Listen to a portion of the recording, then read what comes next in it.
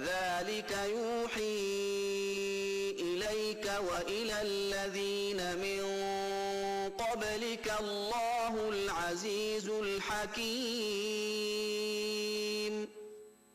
له ما في السماوات وما في الأرض وهو العلي العظيم تكاد السماوات يتفطرن من فوقهن والملائكة يسبحون بحمد ربهم ويستغفرون لمن في الأرض ألا إن الله هو الغفور الرحيم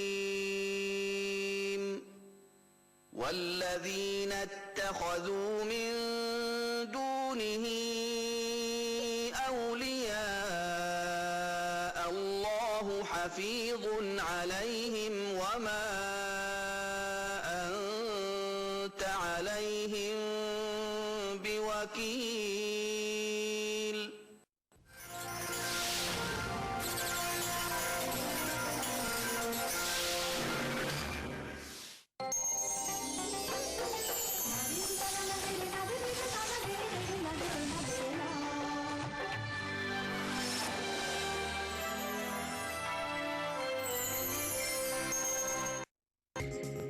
ETV اردو پر اگلا پروگرام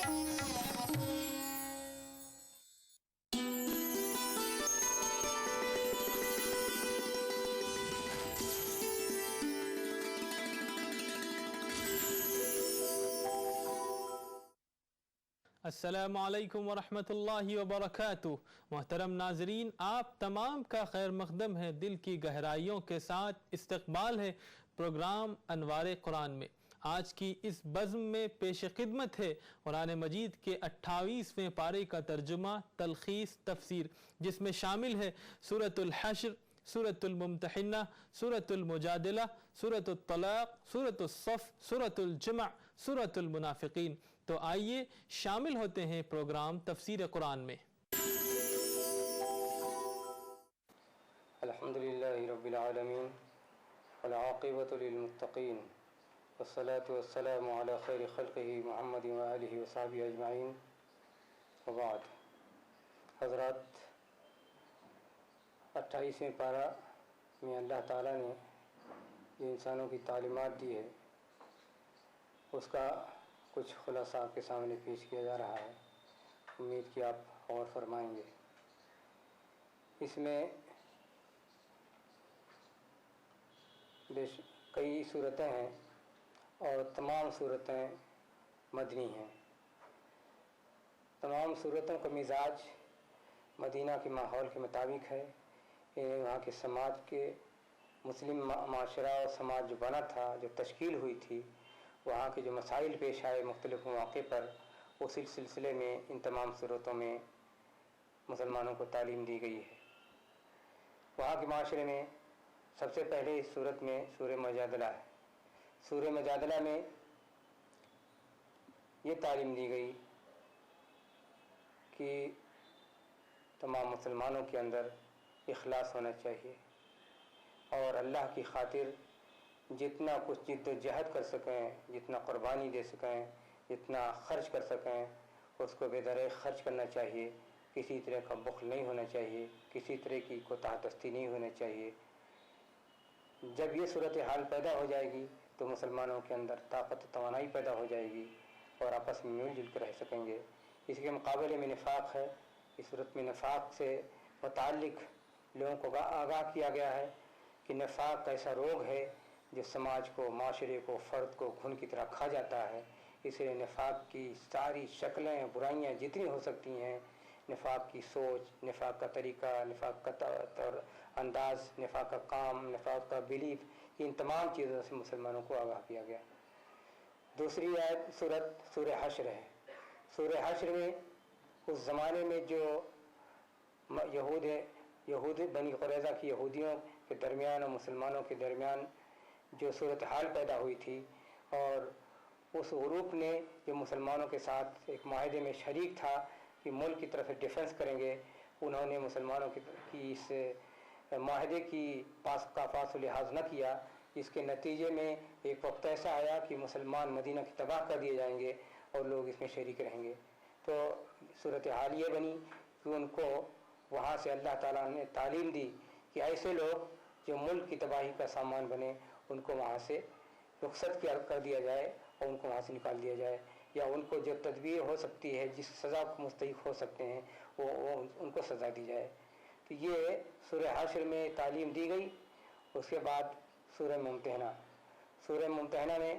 اللہ تعالیٰ نے انسانوں کو، مسلمانوں کو تعلیم دی کہ آپس میں مل جل کے رہو، آپس میں اتفاق ہونا چاہیے، آپس میں کسی طرح کا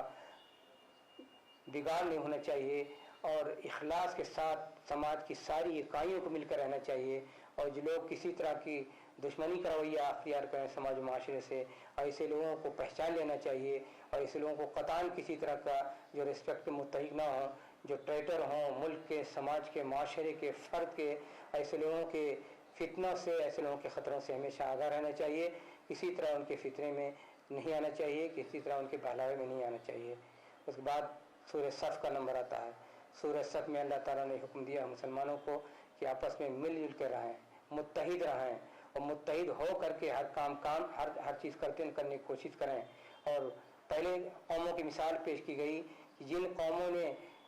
اتحاد کا رویہ اختیار نہیں کیا گیا وہ بکھر گئے، اور اللہ تعالیٰ نے ان کو یہ سزا دی کہ اس دنیا میں ان کو ذلت اور رسوائی ان پر مسلط کر دی گئی، اور کسی طرح وہ سرخرو نہیں ہو سکے، کامیابی ان کا ساتھ نہ دے سکی۔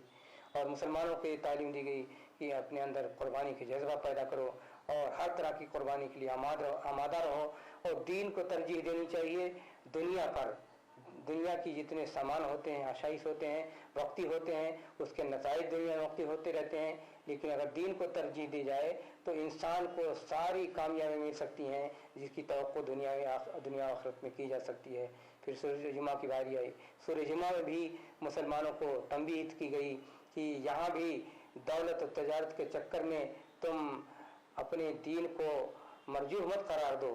آگے رہنے کی کوشش کرو، اور کبھی بھوکمری کا شکار ہونے کا ڈر نہیں ہونا چاہیے۔ اور ساتھ ہی ساتھ یہ کہ مسلمانوں کو تعلیم دی گئی کہ محنت کرو، کوشش کرو، محنت کا ثمرہ سامنے آتا ہے۔ یہاں مسلمانوں کو بتایا گیا کہ آپ کے اندر توازن ہونا چاہیے، نہ دین کو چھوڑ کر کے دنیا میں لگ جاؤ، نہ دنیا کو چھوڑ کر کے دین میں لگ جاؤ، بلکہ دونوں ساتھ ہونا چاہیے۔ دین دنیا کو ایک ساتھ لے کر کے چلو، اور یہ جب توازن ہوگی تو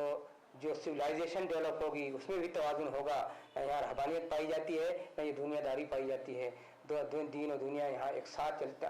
چلتی ہے۔ اسی کی اس صورت میں تعلیم دی گئی ہے۔ پھر اس کے بعد سورہ منافقون کا ذکر آتا ہے۔ سورہ منافقون میں مسلمانوں کو خاص طور پر جو نفاق، ہپوکریسی مدینہ میں کچھ گروپ کے اندر پائی جاتی تھی، جو ہمیشہ ہر وقت ایک سانحہ بن جایا کرتے تھے مسلمانوں کے لیے، اللہ تعالیٰ نے ان کی پہچان بتا دی کہ ان کی سوچ کیسی ہے، ان کی گفتگو کیسی ہے، ان کا انداز کیسا ہے، ان کی سازشیں کیسی ہیں، ان کی معامرت کیسی ہے۔ یہ سازشیں معامرت کو، ان کی ذہنیت کو نقاب کشائی کرنے کے بعد رب کریم نے ایک واقعے کی طرف اشارہ کیا کہ یہ لوگ یہ سمجھتے تھے کہ مسلمان مدینہ میں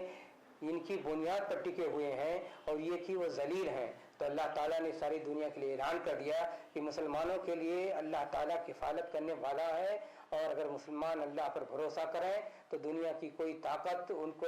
کسی جگہ پچھاڑ نہیں سکتی ہے، اور یہ کہ مسلمانوں پر اللہ پر توکل کرنا چاہیے، وہی انسان کو بے نیاز و غنی بناتا ہے۔ دنیا میں کوئی طاقت ایسی نہیں ہے جو کسی کو بے نیاز بنا سکے، کسی کو غنی بنا سکے۔ منافقین کا ایک کہنا یہ بھی تھا کہ یہ لوگ ذلیل لوگ ہیں، دنیا میں آباد ہو گئے ہیں۔ تو اللہ نے بتایا کہ دنیا میں ہمیشہ غلط کار لوگ، برخود غلط قسم کے لوگ ہمیشہ اچھے لوگوں کو بھی یہ تانا دیتے آئے ہیں کہ یہ ذلیل لوگ ہوا کرتے ہیں،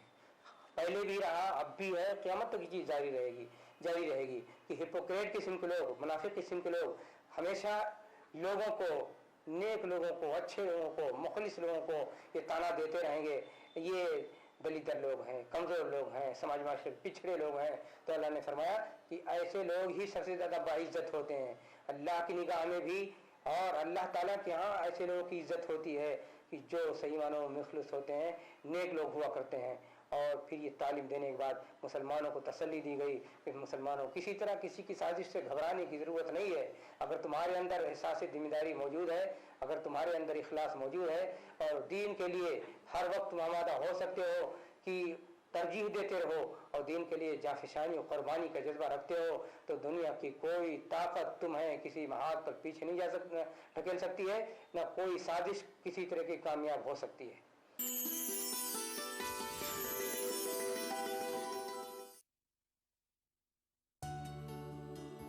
کیا خاص ہے آج افطار میں؟ Brown and Polson custard powder افطار خاص بنائے۔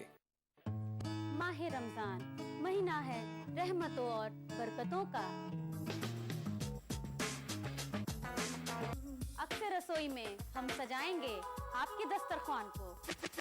سحری کی فضیلت، افطار کی رونق، ہم پوری کریں گے دسترخوان کی ہر ضرورت۔ رہیے اس رمضان ہمارے ساتھ۔ چٹپٹے اور لذیذ پکوانوں کا ذائقہ، اکثر رسوئی، پیر سے سنیچر دوپہر 1 بجے،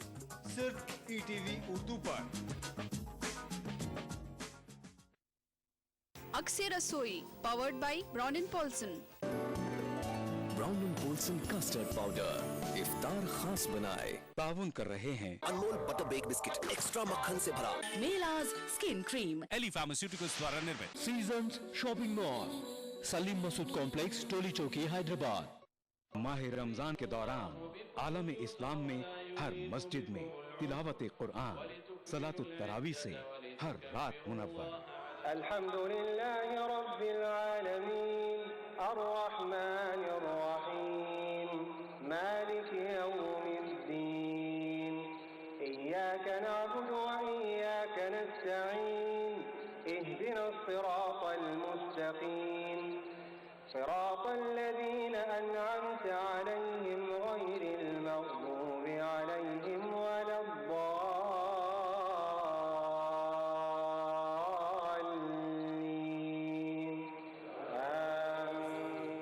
مسجد الحرام خانہ کعبہ سے صلاۃ التراویح کے پر نور منظر کا راست ٹیلی کاسٹ۔ پروگرام صلاۃ التراویح روزانہ رات 11:30 بجے، صرف ETV اردو پر۔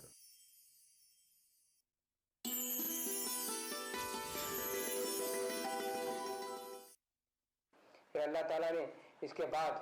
سورہ تغابن میں مسلمانوں کو یہ بتایا کہ قیامت آنے والی ہے، قیامت آئے گی، جزا و سزا کا مسئلہ پیدا ہوگا، اللہ تعالیٰ حساب کتاب لیں گے، اور یہ کہ ہر انسان اپنے عمل کے حساب سے اچھا ہے برا اس کے سامنے آئے گا۔ اچھے لوگ شاید کام ہوں گے، برے لوگ افسوس کریں گے اور آپس میں ایک دوسرے سے باتیں کریں گے کہ ہم دنیا میں رہے، ہم نے برائی کی، ہم نے یہ خرابی کی، ہم سے یہ پچھتاوا ہوا، یہ ساری چیزیں ہوئیں۔ تو یہ تمام مسائل کو سامنے رکھتے ہوئے مدنی معاشرے کے اللہ تعالیٰ نے اسی بیچ میں اس پر بھی ہمیشہ تنبیہ کرنے کی کوشش کی، دیکھو تفصیل کے ساتھ یاد رکھو قیامت آنے والی ہے، کسی طرح بھی اس سلسلے میں غفلت نہیں ہونی چاہیے۔ اگر غفلت کے شکار ہوئے تو زندگی تباہ ہو جائے گی اور آخرت میں کامیابی ناممکن ہو جائے گا۔ لہٰذا ڈائلاگ لوگوں کو پیش کیا گیا کہ لوگ کیسے قیامت میں بات کریں گے اور کیسے قیامت کی ہولناکیاں ہوں گی اور کیسے سزا ہوگی، جو باغی ہوں گے، ظالم ہوں گے، اور جو مسلمان ہوں گے ایسا اللہ تعالیٰ ان کو شاد کام فرمائے گا، کس طرح وہ کامیابی سے خوش ہوں گے اور کسی طرح کو ان کو غم و پریشانی نہ ہوگی۔ اس کے بعد سورہ طلاق میں تعلیم دی گئی کہ طلاق کیا ہے، طلاق کیسے ہونی چاہیے، طلاق کی کیوں ضرورت ہوتی ہے اور طلاق دینا کیا سماج معاشرے میں اس کی کیا حیثیت ہوتی ہے۔ طلاق کے سلسلے میں ساری تعلیمات دی گئی ہیں اور یہ واضح کیا گیا ہے کہ طلاق کا تصور کوئی گھناؤنا تصور نہیں ہے، بلکہ یہ کہ بسا اوقات انسان کے لیے راحت ہوتی ہے۔ طلاق بسا اوقات انسان کے لیے ایک بوجھ ہوتا ہے، وہ بوجھ کاٹ دیا جاتا ہے، اتار دیا جاتا ہے۔ بسا اوقات طلاق انسان کے مصیبتوں سے نجات دینے کے لیے سب سے بڑا حربہ اور ذریعہ ہوا کرتا ہے۔ تو پھر اس کے لیے تعلیم دی گئی کہ طلاق کی شکل کیا ہوتی ہے، طلاق कैसे देना चाहिए और तलाक से किस तरह निपटना चाहिए और इस्लाह और सुधार की क्या कोशिशें इसमें हो सकती हैं, और तमाम चीज़ों की तरफ गाइड कर दिया गया है। और फिर वही तज़कीर की बात, इबरत की बात कि देखो तमाम चीज़ों में जो भी मामलात हों, तसर्रुफ़ात हों, अल्लाह को याद रखना चाहिए, अल्लाह को हमेशा से डरना चाहिए और अल्लाह की निगरानी को ध्यान रखना चाहिए और सही रास्ते को अपनाना चाहिए। इसी में इंसान के लिए खैर है, इसी में इंसान के लिए फलाह है, इसी में इंसान के लिए कामयाबी है। आखिरी सूरत सूरह तहरीम है। सूरह तहरीम में अल्लाह ताला ने गोया पूरे ग्रुप जो 7 सूरतों का ग्रुप है, पूरे इस ग्रुप को अल्लाह ताला ने वाज़े कर दिया कि देखिए, कोई खुलासा पेश कर दिया है कि पहले तो एक वाक़े की तरफ इशारा किया कि समाज माशरे में कितना भी बेहतर हो, कहीं भी कोई गलती और ख़ता हो सकती है। इस गलती और ख़ता को पर तंबीह की जाएगी और उसकी इस्लाह की कोशिश की जाएगी और इस्लाह की कोशिश करने के लिए, सुधारने के लोग हमेशा तैयार हैं। किसी तरह का चाहे कोई कितना भी बड़ा हो जाए, कितना भी अच्छा हो जाए, लेकिन कभी कोई ना कोई लफ्ज़िश हो सकती है। लेकिन दीनी मामले में कभी किसी लफ्ज़िश को अप्रूव नहीं किया जा सकता है, कभी उसको गवारा नहीं किया जा सकता है, इसलिए उसके सिलसिले में तंबीह की गई। इस तंबीह के बाद रब्बे करीम ने फिर आखिरत की तरफ इंसानों को तवज्जो दिलाई और बताया कि देखो, हर आदमी जिम्मेदार है कि वो अपने आप को सही रास्ते पर रखे और अपने फलाह और कामरानी के लिए कोशिश करे, ख्वाह दुनिया कितना भी बढ़ जाए। अगर इंसान तन्हा अपने आप को सुधार सकता है और कामयाबी के रास्ता खोल सकता है तो वही सही। लोग न सुधरें, तमाम कोशिशों के बावजूद इंसान मानने को तैयार नहीं है, तो कम से कम इंसान ये है कि मायूस ना हो। मायूसी को कोई मसला नहीं है, अपने आप को सही रास्ते पर रखे, अपने अहल वयाल को सही रास्ते पर रखे। और दूसरी ये कि सबसे पहले जिम्मेदारी भी ये होती है कि इंसान अपने घर से शुरू करे। अगर अपने घर से शुरू करता है, अपने आप को सुधार लेता है, अपने बाल बच्चों को सुधार लेता है, तो उसके लिए कभी इम्कान होता है कि एक ताकतवर इंसान बन करके समाज माशरे में उतरे और लोगों की एग्जाम्पल बन जाए। ये आओ दीन की तरफ, जो मैं कह रहा हूँ सच है, उस पर मैं कायम हूँ, मेरे घर वाले कायम हैं, लिहाजा इसकी तरफ तुम भी आओ। फिर उसके बाद अल्लाह ताला ने आखिरत के सिलसिले में जो कामयाबी हो सकती है नेक लोगों की, उसके सिलसिले में तवज्जो दिलाई कि लोगों को चाहिए, मुसलमानों को चाहिए कि आखिरत के बारे में तवज्जो दें और याद करें कि जब नफ्सा नफ्सी का आलम होगा, पुल सिरात पर लोग गुजरेंगे और मदाए महशर की हल्लाकियों से गुजर करके पुल सिरात पर गुजरेंगे, तो यही दुनिया में नेकियां उनके लिए काम आएंगी, वहाँ तारीकी में रोशनी बन जाएगी और इंसान के लिए सवारी बन जाएगी। इंसान आसानी से तेज़ी से गुजर जाएगा और फिर उसके बाद जो कामरानियाँ हैं कि अल्लाह ताला उनको अपनी नेमतों से साथ काम फरमाएगा, उनको जन्नत अता फरमाएगा और सारी नेमतों से खुश खुर्रम होंगे। फिर उसके बाद अल्लाह ताला ने उसूली तौर पर बयान फरमाया कि देखिए, इस दुनिया में हक़ और बातिल दो रास्ते होते हैं। हक़ की ताकत होती है, हक़ को अपने रास्ते पर कायम रहना चाहिए और कभी बातिल के साथ किसी तरह साजबाज और किसी तरह उसके साथ नरम गोशा नहीं इख्तियार करना चाहिए, तभी हक़ वाज़े हो पाएगा और खल्त मल्त होने से और पोल्यूटेड होने से बच सकेगा। उसके बाद मिसाल दी अल्लाह ताला ने कि इंसान इस दुनिया में ज़िंदगी गुजारता है, मुख्तलिफ ग्रुप के लोग होते हैं और आला मेयार के लोग होते हैं, बस्तर मेयार के लोग हो सकते हैं। तो अल्लाह ताला ने जो आला मेयार के नेक और दीनदार लोग हो सकते हैं उनकी मिसाल पेश कर दी और जो पस्तरी लोग हो सकते हैं उनकी मिसाल पेश कर दी। और ये कि अच्छे घराने में भी बुरे तर लोग हो सकते हैं और बुरे तर घराने में अच्छे लोग हो सकते हैं। अल्लाह ताला ने मिसाल पेश करके इंसानों को बताया कि देखिए, ये कोई जमानत नहीं है किसी की कि अच्छे घर में अच्छे ही लोग हो सकते हैं या बुरे घर में बुरे ही लोग हो सकते हैं, बल्कि असल कामयाबी का राज इसमें होता है कि इंसान कितना अपने तौर पर सही काम कर सकता है, सही ढंग से रह सकता है और सही एतबार से इस दुनिया में अपने को ढाल सकता है। तो इन तमाम सूरतों में अल्लाह ताला ने जो मदनी सूरतें हैं उसका अंदाज, उसका उसलूब तफाहुम का है, समझाने का है और बड़ी मोहब्बत का है और उसमें ऐसा लगता है जैसे अल्लाह ताला सारे अपने बंदों को बड़े ही लुत्फ़ करम से समझा रहे हैं, सीधा रास्ता दिखा रहे हैं और आखिरत के बारे में जो अच्छे बुरे जो अंजाम हो सकता है उसको बता रहे हैं। इसके मुकाबले में मक्की आयतों में रोब है, जलाल है, तमकनत है اور ہیبت ہے، لیکن ان تمام گروپ کا یہ تاثیر ہے، اس کی خصوصیت و خوبی ہے کہ تمام مسائل کو سامنے رکھے گئے اور ان پر زجر و توبیخ سے زیادہ، زجر و توبیخ اگر ہے تو منافقین پر ہے، زجر و توبیخ ہے تو غلط کاروں پر ہے، زجر و توبیخ ہے تو باطل پرستوں پر ہے، لیکن جو راستے حق پر چلنے والے ہیں، جو مسلمان ہیں، جو صحیح دین پر قائم ہیں، ان کو اللہ تعالیٰ نے بڑی محبت سے اور بڑے لطف و کرم سے گائیڈ کیا ہے، سمجھایا ہے۔ اصل جان قرآن کی اسلوب ہوا کرتی ہے۔ اسلوب دیکھیے، بسا اوقات ہر صورت کا اسلوب الگ ہو سکتا ہے، ہر صورت مختلف صورتوں کے گروپ کا الگ اسلوب ہو سکتا ہے، اور مدنی و مکی صورتوں کے گروپ کا اسلوب الگ الگ ہو سکتا ہے۔ تو یہ مدنی صورتیں، اس میں پورے گروپ کا دیکھیے تو لگتا ہے ایک طرح سے اس کا مزاج، اس کا اسلوب اور طریقہ ایک ہی ہے، اور اس میں زیادہ سے زیادہ تعمیر معاشرہ، اسلامی معاشرہ کی تعمیر کے سلسلے میں توجہ دی گئی ہے، اور جو بگاڑ اس راستے میں آ سکتا ہے، وہ جو بگاڑنے والے ہو سکتے ہیں، ان کو اس میں واضح کیا گیا ہے، کلیئر کیا گیا ہے، اور ان کو واضح اور یہ بتا دیا گیا کہ ان سے متوجہ رہنا، توکل نہ رہنا، تاکہ کسی طرح ان کی وجہ سے بگاڑ نہ پیدا ہونے پائے، اور مسلم سماج و معاشرہ جس راستے پہ چل رہا ہے اسموتھلی چلتا رہے، اور کسی طرح کی الجھن اور پریشانی کا شکار نہ ہو۔ ظاہر ہے ایک کامل معاشرے کو بنانے کے لیے یہ تمام صورتیں پیدا ہوتی ہیں کہ وہ باطل بھی ہوتے ہیں، حق پرست بھی ہوتے ہیں، باطل کی اپنی محاذ ہوتی ہے، ان کی اپنی کشمکش ہوتی ہے۔ ان تمام صفات و کردار کو اگر واضح نہ کیا جائے تو بسا اوقات یہ لوگ جو کامل معاشرہ بنانے کی جد و جہد ہے، جو کامل انسان کو بنانے کی جد و جہد ہے، وہ قدم قدم میں رکاوٹ بن سکتے ہیں، آڑے آ سکتے ہیں۔ تو مدنی معاشرہ دنیا بھر کے لیے، قیامت تک کے لیے، رہتی دنیا تک کے لیے ایک مثالی معاشرہ ہے۔ اللہ تعالیٰ کو یہ مطلوب تھا کہ معاشرہ ایسا مثالی بن جائے کہ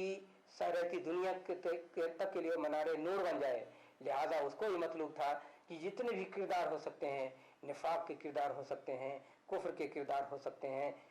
اور مال و دولت کے لالچ کے کردار ہو سکتے ہیں، آل اولاد کے سلسلے میں انسان فتنے میں پیدا ہو سکتا ہے، اس کی الجھن و پریشانیاں ہو سکتی ہیں، ان تمام الجھنوں کو بھی بتا دیا، ساتھ ہی ساتھ کہ حوصلہ ہو، ہمت ہو، اور زیادہ سے زیادہ لوگوں کے اندر لگن و طاقت پیدا ہو، انجام بھی بتا دیا گیا ہے۔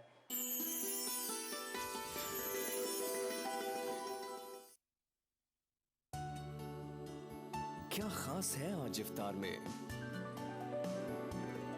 Brown and Polson custard powder افطار خاص بنائے۔ رمضان کی عبادتوں کا صلہ، عید الفطر کا دن، بڑوں کی شفقتیں، بچوں کے دمکتے چہرے، پیار، محبت اور مبارکبادیں۔ لیکن اس سے پہلے کیسے ہوگا چاند کا دیدار، کیونکہ چاند جا چھپا ہے کہیں بادلوں کے پار۔ ناظرین، ہم لے کر آ رہے ہیں ہندوستان کے مختلف شہروں سے ہلال عید کا راست ٹیلی کاسٹ 8 اگست بروز جمعرات شام 5:45 سے صرف ETV اردو پر۔ اس پروگرام کو پیش کرنے میں تعاون کر رہے ہیں نورانی تیل، سے واہ کیا بات ہے، مشہور wholesale ladies footwear Kashmir chappals private limited, Dehlvi remedies کا برینو۔ ماہ رمضان اللہ کا انعام، جہاں ہم بانٹیں گے خوشیاں اور رونقیں۔ لطف اندوز ہوئیے سحر و افطار کے لذیذ پکوانوں سے، اور روح کو سرشار کیجیے نماز تراویح سے۔ بازار میں کیا ہے فیشن کے رنگ، بچوں میں کیسی ہے عید کی امنگ۔ ہندوستان کے 30 تاریخی شہروں میں رمضان کے نورانی شب و روز، پروگرام رمضان کی رونقیں، روزانہ رات 10:30 بجے صرف ETV اردو پر۔ اس پروگرام کو پیش کرنے میں تعاون کر رہے ہیں خوبصورت اور حیدرآباد کی سب سے بڑی gated community pride house, Bharat کی پہلی فلیورڈ چائے لمسا، تعلیم کی دنیا میں بین الاقوامی نام، Vidya group of institutions. Brown and Polson custard powder افطار خاص بنائے۔ یونیک انٹیریئرز اور carpets, Masab Tank, Hyderabad. Seasons shopping مال، सलीम मसूद कॉम्प्लेक्स, टोली चौकी, हैदराबाद। कलौंजी ऑयल, मोहम्मदिया प्रोडक्ट्स की पेशकश। नूरानी तेल, आ से वाह, क्या बात है। आपके सपने बुने हम हैं अग्रणी।